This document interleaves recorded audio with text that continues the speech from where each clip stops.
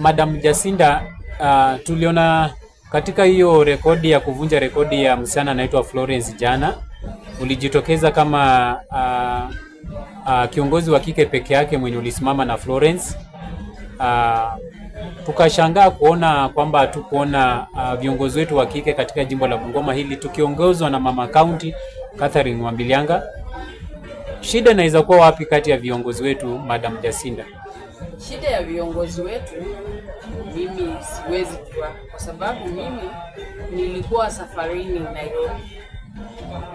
Nilikuwa nimepeleka mtoto shule, lakini wakati niliona Flora ameshika mti na nikiwa Nairobi nilijaribu kufuatilia sana, na yeye ni mtoto msichana.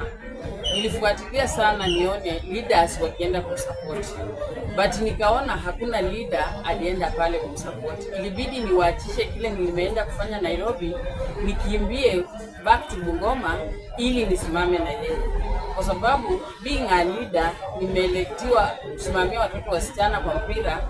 Ninaona sisimamii watoto wasichana kwa mpira tu, mimi naangalia watoto wasichana kwa njia zote, na ndio maana nilirudi kusimama na Flora. Na pia nilifurahishwa na Maureen wa Bungoma, Halai na Chairman Mato. Kazi ambayo mlifanya kwa huyo msichana, mnahitaji tu baraka za Mungu. Madam Jacinda, watu wanapongeza kwa kazi yenye ulifanya kwa Florence jana. Yes. Sijui mipango zako katika uongozi wa jimbo la Bungoma tunapoelekea uchaguzi wa mwaka 2027, umeamwaje ama uko na mipango gani? Kuna kitu unatafuta ama moyo wako kusaidia tu wananchi?